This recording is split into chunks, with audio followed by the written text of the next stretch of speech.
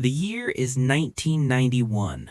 The Iron Curtain has fallen, and the Czech Republic is a nation waking up from a long, cold sleep.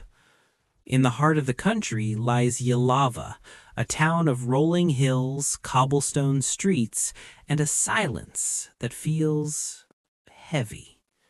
For centuries, the people of Jihlava walked over the earth, never suspecting that the ground beneath their boots held its breath. It was a place where history was something you read in dusty books, not something you stepped on. But history has a way of clawing its way back to the light. Our story begins in the dim amber glow of the town archives. Here we find Karel Novak. He isn't a man looking for gold or glory. He's a local historian, a man who finds peace in the smell of old parchment. But on this rainy Tuesday, Karel is about to find something that will shatter the peace of Jihlava forever. Karel was cross-referencing 14th century land grants when he pulled a map from a mislabeled drawer. It was brittle, the edges fraying like burnt lace.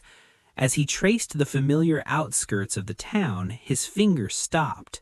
There, in a patch of dense woodland long dismissed as empty space, was a series of peculiar geometric markings. They weren't natural. They were scars of industry. Karel didn't call the authorities, not yet. He called a small circle of amateur archaeologists, the kind of people who spent their weekends in the mud for the love of the past. Under the cover of the morning mist, they hiked into the woods. The first shovel hit something metallic, then stone, then a void. They hadn't just found a hole in the ground, they had found the mouth of a monster.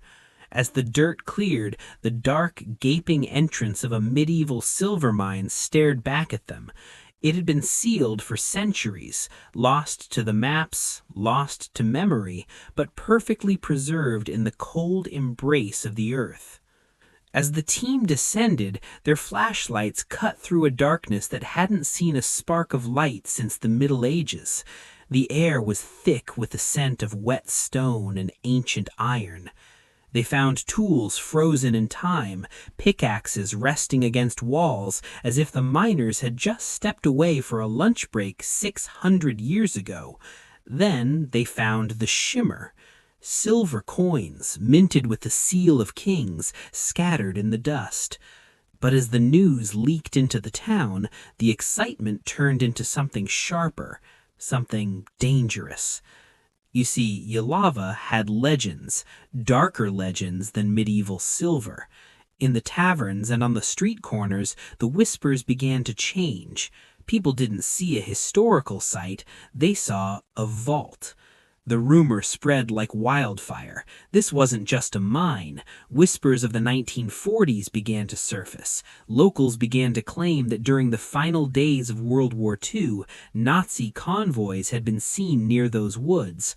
The silver mine suddenly became a Nazi treasure stash. The atmosphere in Jihlava curdled. Within weeks, the quiet woodland was crawling. Treasure hunters arrived with high-end metal detectors and low-end morals. History enthusiasts clashed with greedy opportunists in the local squares. The government was paralyzed. Should they seal it? Should they claim it?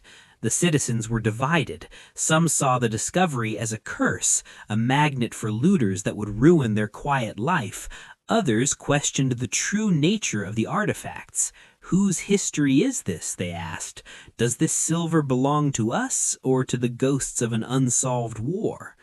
But Karel Novak, the man who just wanted to read maps, was now the man in the crosshairs. He was accused of hiding the real treasure, of being a puppet for the state, or worse, an accidental gravedigger for secrets that should have stayed buried. But Karel kept digging, not for gold, but for truth. While the world outside fought over rumors of Nazi gold, Karel found a stack of waterlogged leather-bound ledgers hidden in a dry alcove of the deep mine. He spent nights translating them, and what he found was more valuable than any bullion. The mine wasn't a treasure chest, it was a sanctuary. The documents revealed that during the most tumultuous wars in European history, this mine had been the town's secret lifeline. It funded the walls that protected their ancestors. It provided the wealth that kept local families from starving during the Great Famines. It wasn't a stash, it was the literal foundation of Yalava's survival. It took time, but the fever broke. The greed was replaced by a somber pride. By 1993, 2 years after that first shovel hit the dirt, Yalava had changed. The woods were no longer a place of rumors, but a place of pilgrimage. The mine was preserved not as a bank vault, but as a monument. Tourists now come from across the globe, not to find gold, but to walk the tunnels and feel the weight of centuries. Karel Novak stayed in Yalava, still a historian, still a man of the archives. He proved that the most important things we bury aren't made of silver or gold. They are the stories of who we were, waiting patiently for the right person to come along and remind us who we are. Because in the end, the past never